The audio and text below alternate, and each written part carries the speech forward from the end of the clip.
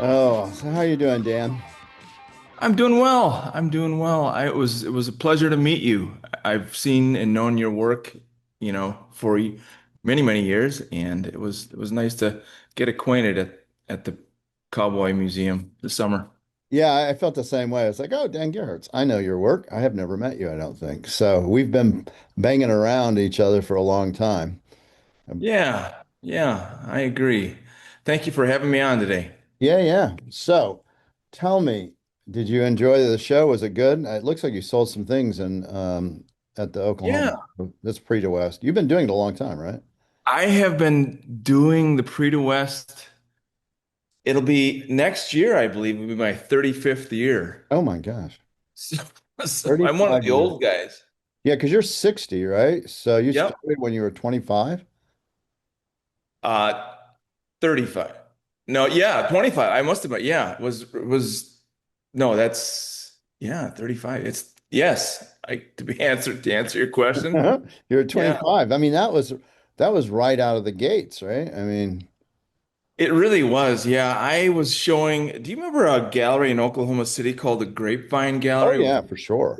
Walt, Walter Gray and Dan Blanchard? They started representing me right off the bat, and they were really influential in getting me, some decent exposure, most of all with the Cowboy Hall. Yeah. And I got in, I think I was the one of the two NAWA members that had a 35-minute life because I was inducted into the NAWA Yeah. artists, and then they disbanded it like 35 minutes later in the same meeting. So, and they became then I don't know, Prix de West Society or, I see. or something, but it was funny.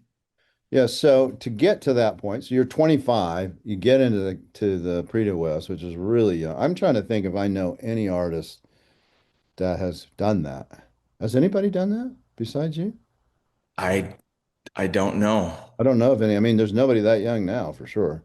Right. You got Brett Allen Johnson's probably about the youngest that I can Yeah. think of. Boy, did he have some beautiful work in the show. I'd never Ooh. seen his work before. Oh Yeah. yeah. Yeah, that one on the right, which was that Victor Higgins sensibility one was I put in for Yeah. that one actually. What's that? Oh, you put in I, for that one? yeah, I did. That tells you I Right. like his work. Yeah. Good. Yeah, no doubt. That says a lot. But you grew up in Wisconsin, right? Born and I raised? did, Mark. I grew up in Wisconsin and I studied in Chicago. My wife and I got married. I was out of art school a couple of years, and she's from the same town that I am here, small town in Wisconsin. Our moms played bridge together literally since we were born. Yeah, So, yeah, let me uh, ask about that. So what did yeah, your mom and dad do? my dad was a music teacher, taught Okay.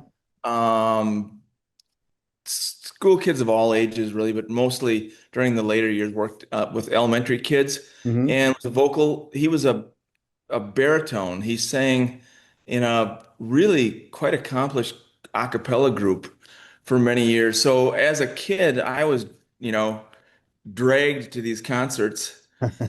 Would rather be out fishing or playing baseball or something. Yeah.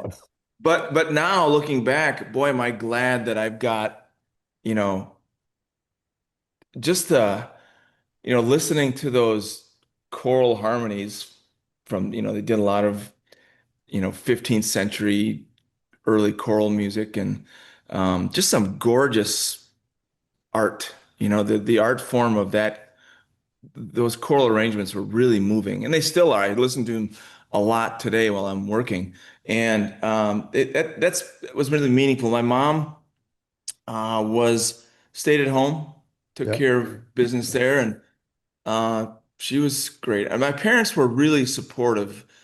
They weren't these hovering parents that try to get their kids into all the art programs in Right. town. They didn't do any of that. But one thing they didn't do is they didn't discourage me when I said, "Hey, Dad, I want Right. to be an artist." He didn't say, "Really?" Right. So that was a gift to Super know good.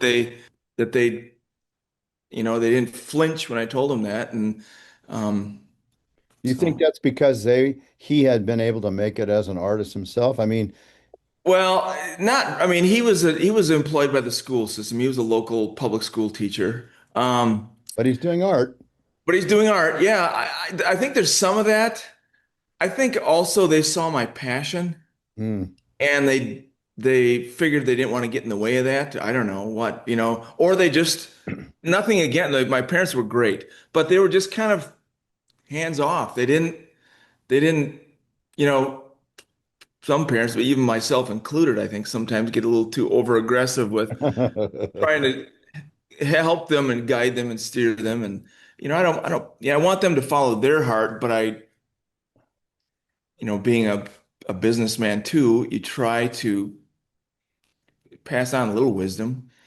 So, Right. And you've managed, and we'll and, talk about that later, but you've managed to navigate that component of being an artist with business and as well as being and really creative. Mark, and that's where my wife Jennifer comes in. She has been an absolute asset to me right from the start. She was like I said, the families knew each other. Jen and I really didn't know each other until we got out of college. And we went to the same high school. We passed in the hallway. We never Right. really knew each other. Her mom, after I got out of art school, I worked in commercial art for about a year and a half, realized I hated it and Yeah. wasn't any good at it. I mean, I could draw as well or better than any of the guys there, but I couldn't get any enthusiasm to do the work they were asking me to do. So Right. it was terrible. But where was I going? So about Jen, when you met her, So her mom commissioned me. Her mom just passed away about 4 months ago. We sure miss her.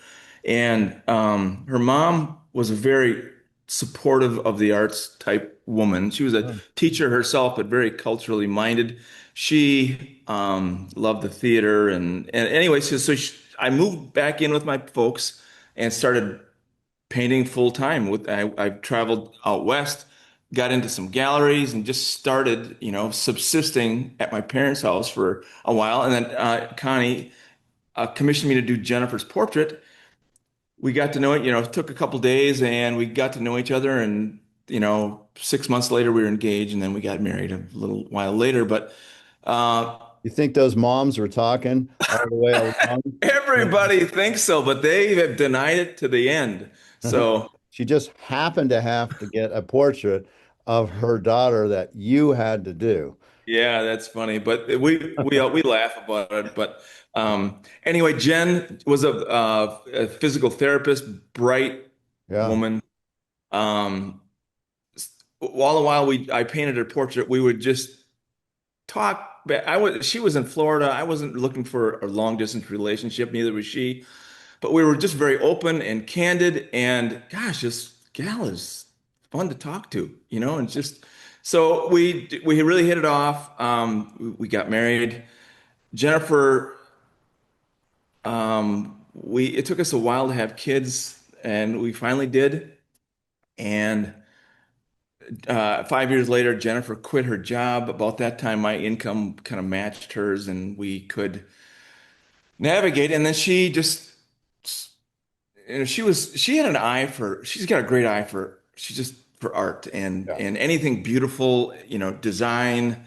She's just got a great eye. So can immediately look at my work even to this day, you probably better than before, and just immediately spot something that's wrong with it and just she's never afraid to give me the Right. truth, which is perfect. If I got nothing but flattery from my wife, it would be Yeah. No. my ruin.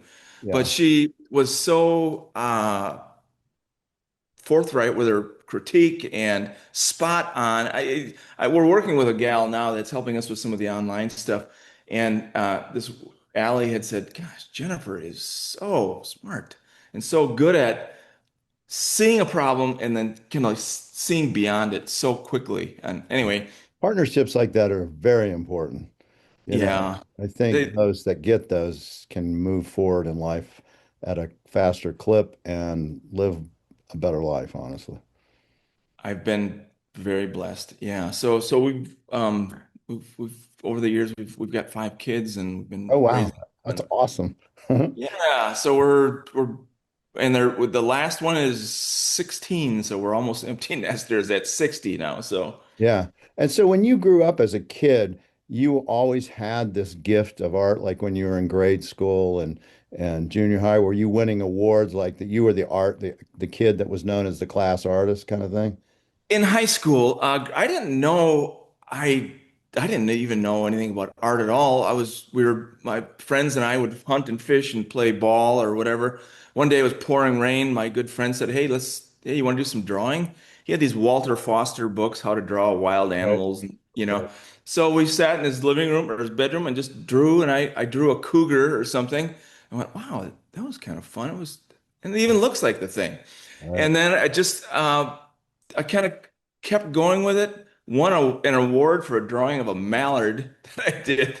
Was that in high Uh, school or? it was late grade school, I think, like eighth Yeah. grade. And then it was that award. Mark, I think that silly little award Yep.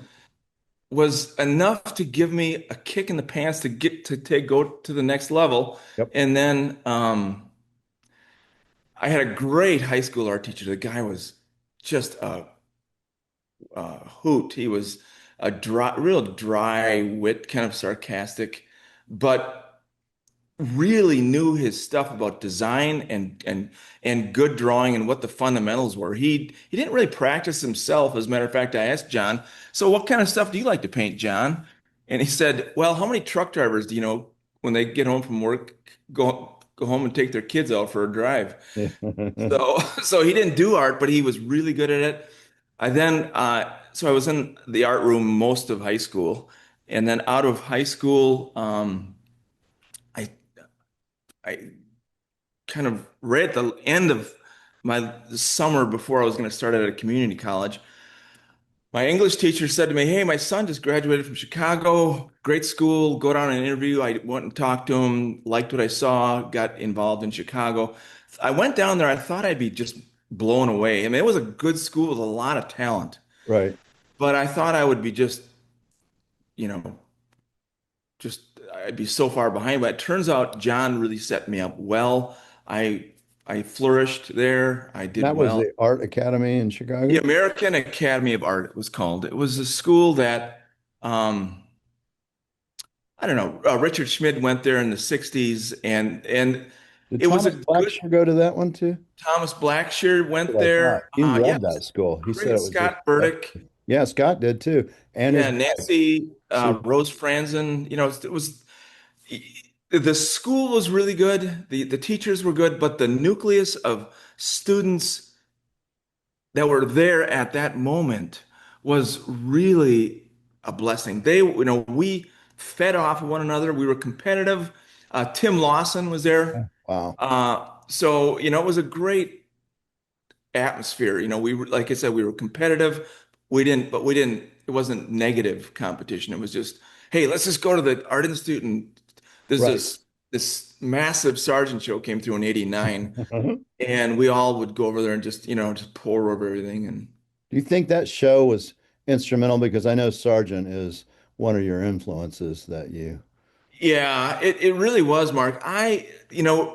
Just as I was getting out of school and kind of launching into this fine art stuff, there were several pivotal shows that came through. The Sargent show, there's been a ton of Sargent shows that have been Yeah. going on. Almost every year there's another one someplace. Right. Well, this one was the granddaddy of them all. It had, you know, 50 to 100 of his formal portraits, Hmm. like all of the Venetian pieces. It seemed like most of his watercolors, just all of the plein air alpine pieces. It was just this huge exhibition. And yeah, so I spent a week there just looking at going back and forth. And then there was a year later there was a Sorolla show that was in New York and St. Louis. You Yeah, probably remember it. I do. And I think it was in San Diego as well. But I saw it in New York and St. Louis. And so between those two, and then, I've just been, yeah, every year there's another great show, and I still try to get to see them. On that show that went to Chicago and St. Louis, did you follow it, the Sorolla show? Did you go, I'm going, I didn't get enough. I got to go one more. Yeah, basically, yeah. It was actually in New York. So I went to New York Yeah. and looked at it there and spent a few days. Then, yeah, I just like, you know what? St. Louis isn't that far. So I just drove down and saw it again. Yeah. I mean, those kind of things can be pivotal. Clearly, they Right. were in your case. I think, I mean, you're already in art school, you're doing your thing, but you're probably, I'm assuming, still trying to find your voice of what it is that you do, right? Always, yeah. You're always trying I know particularly that the Soroya show was really pivotal. Up to that point, I was doing a lot of plein air work, smaller things, 1620, Right. maybe an 1824. Right. I saw the Soroya show, and you see these paintings that are as big as a wall behind me, and so I Right. got home, and my uncle was a farmer. He was kind of took over the family farm.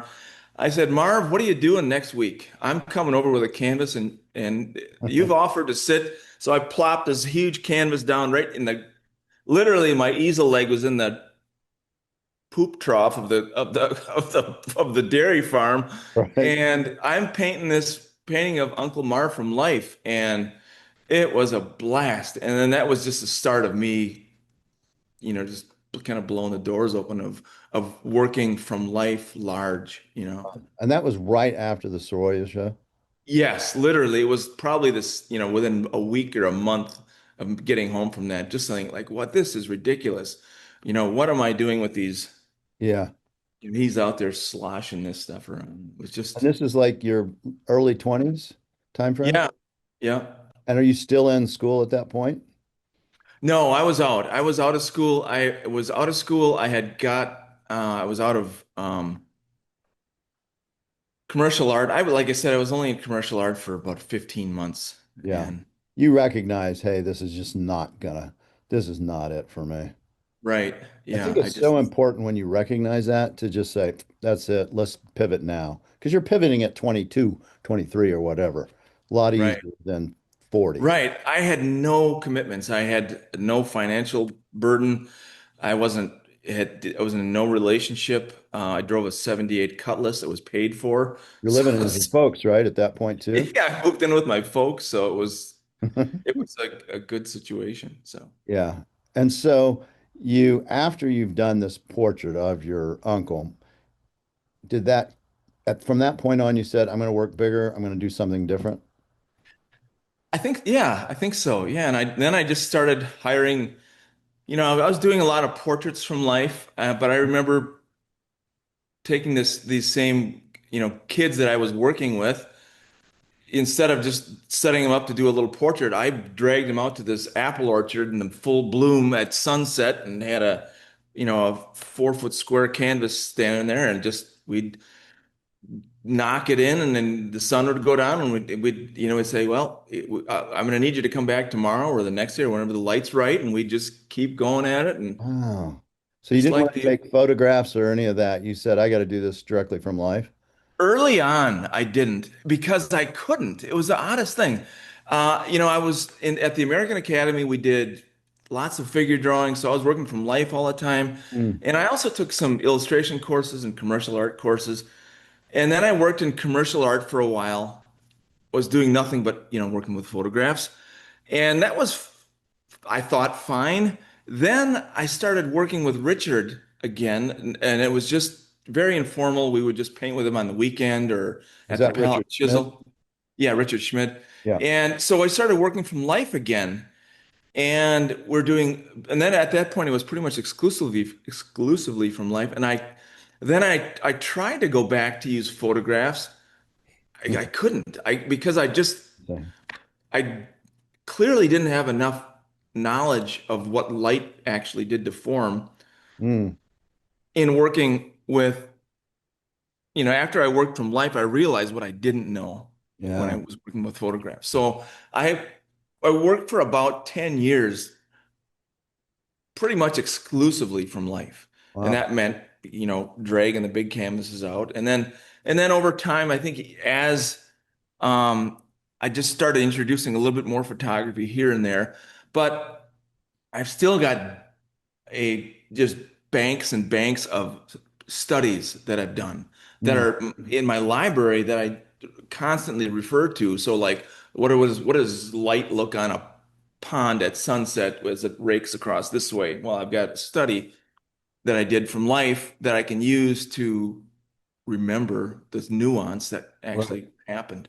And do you have to have those nuances in a study to really be able to do it?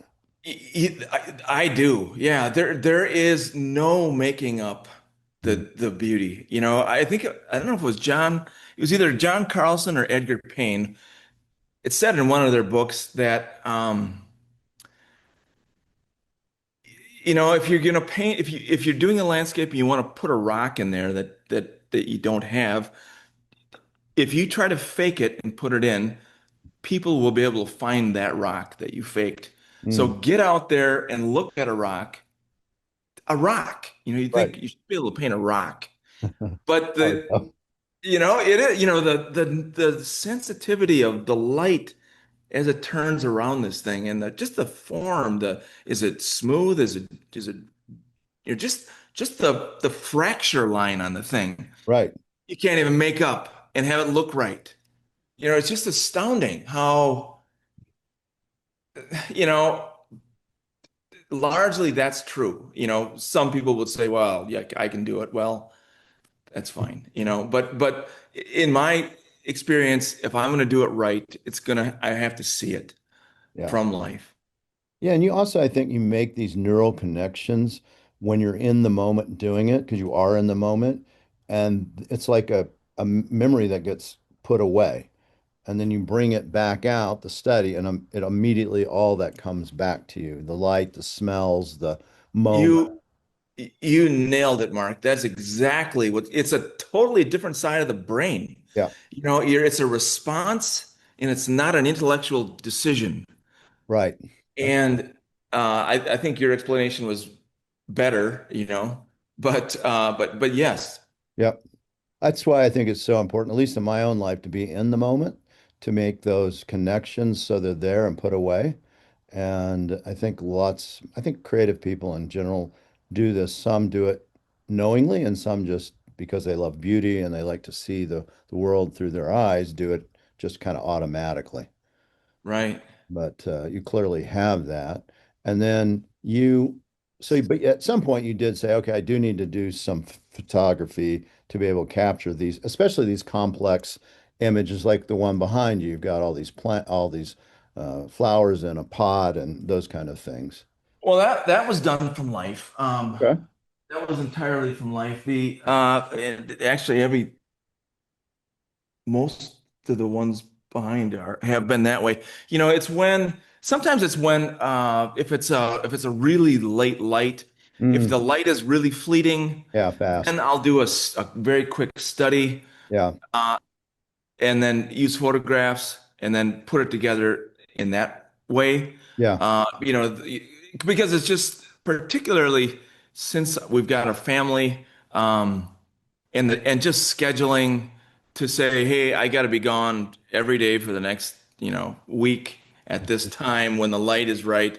uh-huh. Um, it's less convenient, but and so I don't know if that answers your question, Yeah, but it that's does. Well, and I again, yeah, you prefer to be in the moment if you can, but you use photography as you need to because of life's issues, basically. right. Yeah.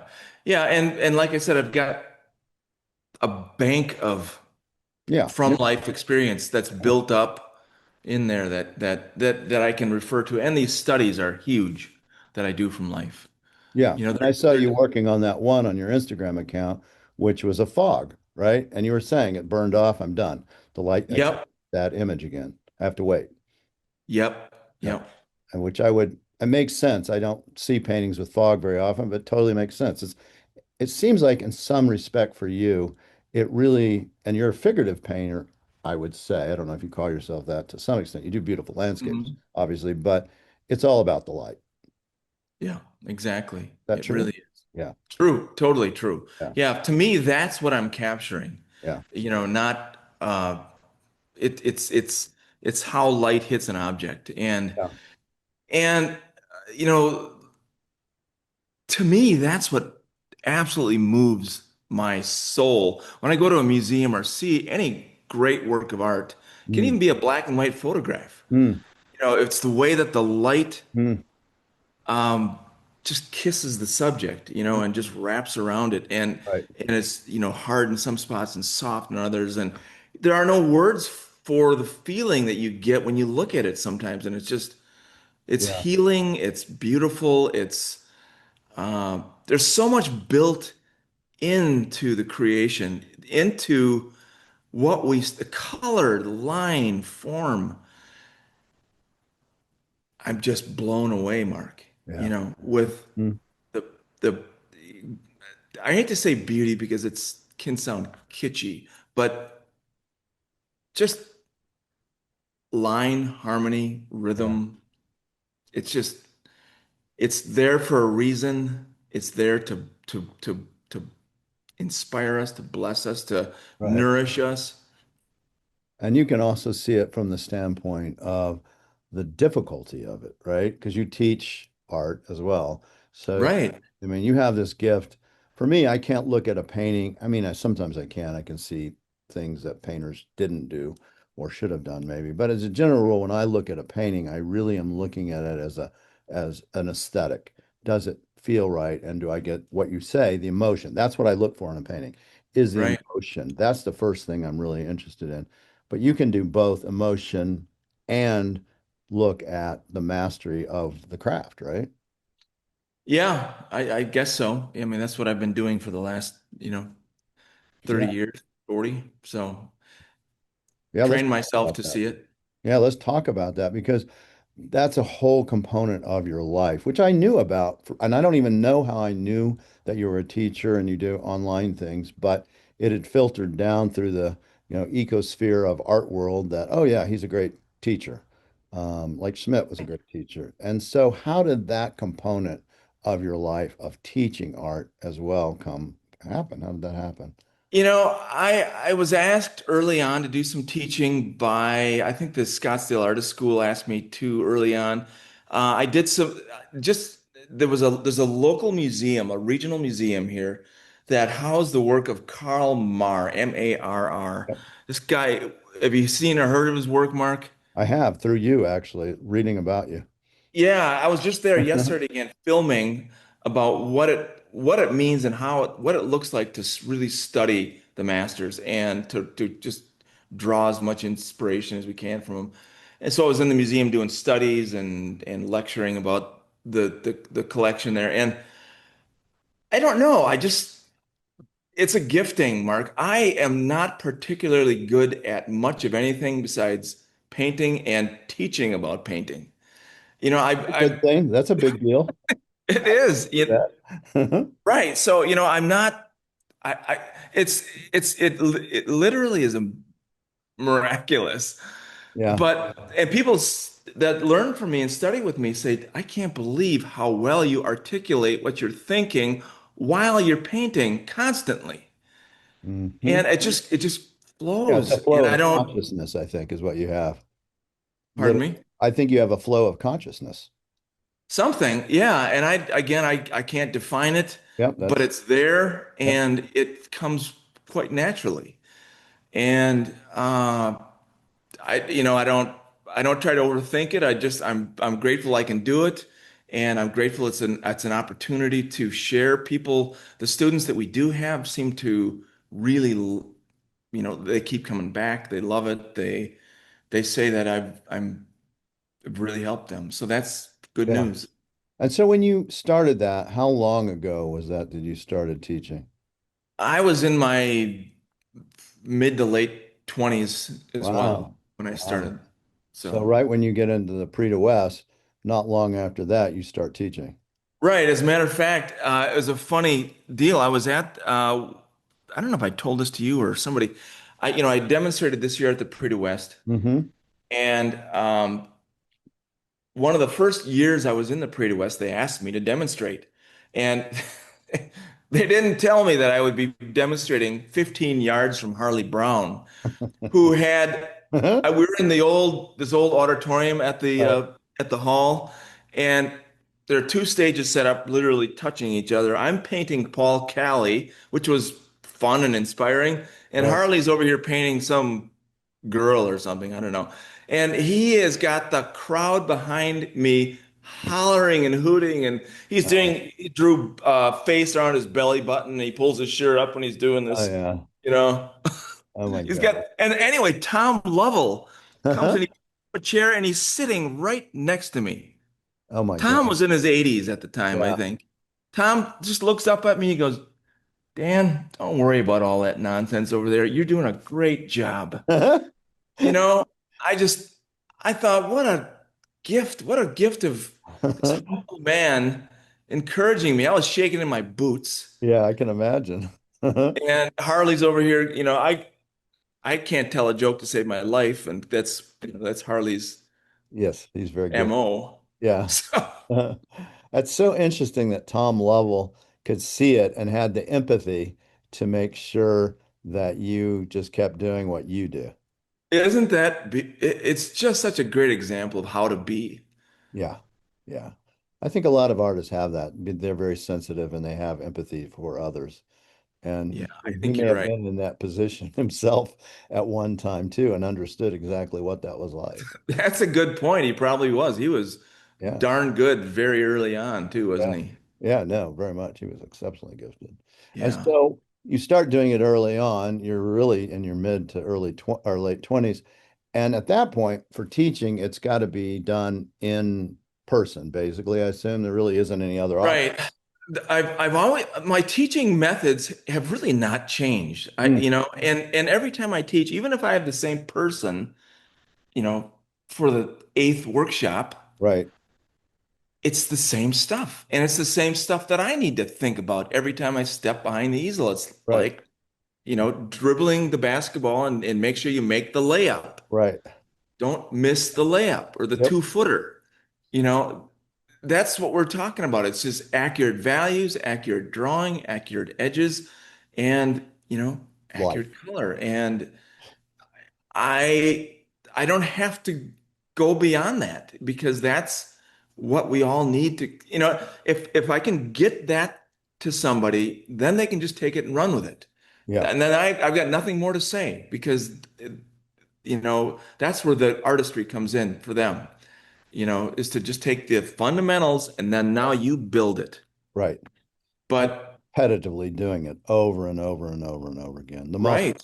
right? Yeah, The drill. right. It's like the golfer hitting buckets of shags, Yep, daily exactly to right. That is how you get better. It's that muscle memory. I see it in my writing. If I don't continuously write, uh, it takes you get better. Even at your age, you get better because it flows easier and you can see right. passages and things. I'm sure, at 60, you're still pushing yourself to improve. I have no doubt No of that. doubt. Yeah. Yeah, no doubt. And so when you teach now, you do it online, right? And how does that work? Mostly, yeah. I mean, we do teach in-person workshops at the studio here. We have a couple a year, but primarily it's been online. Yeah, we've got a membership, um, subscription-based teaching, and it's been going well. It's uh, getting great feedback from the students that we have, and And people can sign up on your website. yeah, if we've got two websites. Daniel Gerhartz teaches.com is the teaching website. You can find it on either one or danielgerhartz.com. But Daniel Gerhartz teaches.com, you can find all the information there and join us there. We'd love to have you. It's a great community. There's we're I started a little over a year ago, but we've got a tremendous library of resources already, with things. Oh, So I bet. people have been really, really improving. It's been fun to see their enthusiasm and encouragement through it. So, And so when they do that, they're basically signing up for a membership kind of thing. So they have yeah, access. exactly. So I have two live sessions a month, a live lesson that's always recorded. And if they can't make the live, it's They can go theirs to back. see a day or two later. And then the whole library is accessible to them as long as they're a member. Yeah. And And then then, and then we also have a group critique every okay. month that's Good. live. Yeah, that's helpful, I think. Yeah, they love it. It's amazing. So I can't do everybody, but they submit their work and I choose 15 of not the best work, but works that I think will best, Right. teach a point. Yep. So I'm choosing, a group of work and then going through it, and it's been good. Yeah, yeah, those are always scary. As a writer, I've gone to those conferences where you submit and you go, okay, here it comes, and you have, somebody's got an Emmy or something or Pulitzer ripping you, and you're like, not meaning. No, it's never a yeah. I certainly hope that they don't feel that way, and I don't think they do. But No, I mean, that's how you learn, right? Is to yeah, go, oh, this is, you don't need this, and you're going flashbacks or whatever it is. So it's just hard to hear it sometimes. But artists, right, if you're teaching, you do have to, the ones that want to get better, and that's every artist that I represent, they always look for that kind of, critiques. Uh, right, so, I no mean, doubt. even I'm sure yourself, through your wife primarily, you go, yeah, I did. Yeah, you're right. Yeah. Yeah, I do ask anybody that walks into the studio if I'm working on a piece, what are your thoughts? Yeah. And be honest. Does this convey What you want. what I want, or even or if it's something different, what is it? And does this light work? Is his arm too short? Or it could be Yeah. anything. Right. So. And let's talk about that because you do kind of focus on female subjects, primarily. I mean, when I think of you, I think of these idyllic kind of settings, landscapes that give a sense of peace, emotional. I come away with a sense of happiness, really, in some ways, something, security, Good. something like Good. that. That's a good thing. That's what I strive for, Mark. You look at the news and it's nothing but depressing. Yeah, I really believe that the future is bright. yeah, To quote a good friend of mine, the future is bright. yeah. Beyond what mankind is doing to each other and whatever else, there is hope. Yeah, I look at a blade of grass with dew on it and light hitting it. It's like there is more. There's way more going on here Yeah, than the news or whatever yeah, I might be depressed about or down about or. right. I Um, get it. So I so I can't. try to convey that, Mark. To me that's just when I just look at anything, just two colors vibrating against each other on a tree trunk or a rock, it's just wow. It's just Yeah, yeah, you get an emotional connection, right? To the land, to the people, I mean, that's what you want. Ideally, I think that's what all artists want, and right. And then just like when you're savoring a glass of wine, it's okay to drink it alone, but it's so much nicer to share it with somebody to say, "Wow, isn't this have an amazing bouquet or whatever it might be?" And right. it's the same with me when I look at anything beautiful. It's like I want to share that. I want to share that moment of beauty with Yeah. someone. So that's what doing the art is largely about for me. And why is what is it about a woman's imagery that attracts you to do that subject matter? Because it is repetitively, you see it in your work. Yeah, well, women are beautiful, Yeah, I think for starters. yeah, yeah. I think largely it might be, I was really influenced by Muka early on. Uh, Sargent did a lot of women, so Good. some of my artistic heroes Yes. painted a lot of women. So there's probably some of that. Yeah. Um, I don't know if you just kind of get into a zone and that's where you can't break out of, Right. or I mean, I have painted, like I said, my Uncle Marvin in the Yeah. barn, or I Uh-huh. have painted No, I'm a lot sure. of Well, you have kids yeah, too, and your wife. I assume they have been in portraits before. right, many times. I Yeah. think. Yeah. I mean, because there's that connection too, right? Yeah, and I painted for years. I painted this old gentleman this guy named Bud who I met in at the Mobile Mart in Kewaskum where I find most of my good models. Yeah. He modeled for me for probably 20 years. From like when he was in mid 70s until he was 95. Wow. And he was great. I painted him so often. One time he was in the studio here, he sat down and he was just kind of doing this. He counted 14 paintings of himself that were just on the wall in the studio. It's funny. I'm sure that must have been gratifying for him, though, to have that as his record of He life, right? he loved that. Yeah, it really, really gave him a sense of purpose. Yeah. He'd stop over practically every day. But it got to the point where I just had to put him on my lawnmower. Bud, I can't paint you again, but I do need my lawn mowed. So, That's so funny. That's a Wisconsin story for sure. right. So what's the future for you? What are you working on now toward doing? What is the future? I guess currently I'm working on 'cause I've had a kind of a year of commissions. For most of my career, I didn't take commissions, and I really wasn't approached to even do many commissions. I did a few, Yeah. but I'm doing a few portrait commissions this year, and I just was contracted to do a couple of very large pieces for a church in Wisconsin here. So I'm kind of enjoying that. I'm kind of enjoying um, the challenge of making something beautiful and creative when the confines are a little less. Sometimes when it's so open, Right.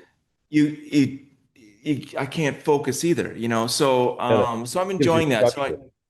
Yeah, so there's a little structure with it. It's certainly the guaranteed income doesn't hurt. Yeah. Um, So that's kind of what's going on. And then once I'm not sure where it'll go after it's going to take me most of the year to get these done. I'm not sure what's after that. I'll probably be really excited to just get back to some of my own work. Mm. Uh, Yeah, because you have a lot of galleries. You have like 5 galleries or something. yeah, we've got quite a few that we've been servicing over the years. Yeah. So Yeah. So you're just always busy. definitely always busy. Yeah, I mean this teaching, the online teaching has taken a lot of time. I'm sure. Well, I'm sure you know what that's like with your podcast. Yep. It does. Yeah, it's preparation, Yep. it's doing it, it's editing, it's marketing, it's all of it. Yep. So I just don't get paid. But that's okay. I get paid in emotional wellness, you know? good. It What does. a service that you're doing there, Mark. Wow, what a great educational thing. Yeah, it's interesting. It helps me too because I think it helps me understand myself, it's cheap therapy, really, to be able to communicate with artists and to understand their role in life and my own role in life and my own creativity. So, there is something about that, it's not just me giving back to the art world, it's also I get something. I get these intimate talks with somebody like yourself. We couldn't have this in Oklahoma City. We talked for 7, 8 minutes, and that's about all the time either of us have at that moment.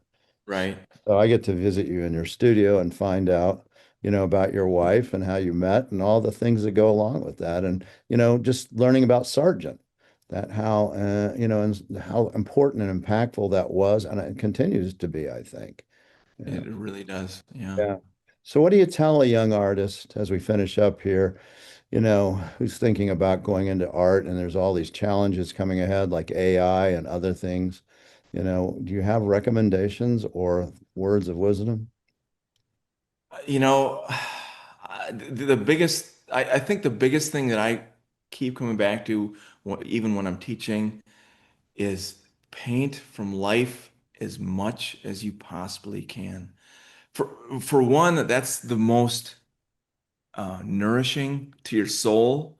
Mm. That's the most challenging.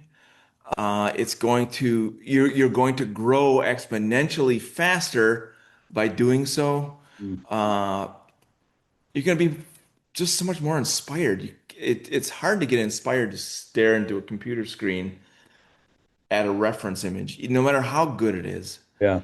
It, but when you're standing out there and you hear the water and the breeze and even the bugs and the sand in your face, Yep. it all adds to the experience, as you mentioned before. So working from life, and then don't, Jennifer reminds me of this and often reminds my students, you cannot shy away from getting good critiques. And if you do nothing but are defensive and make excuses, Right. you don't have a chance.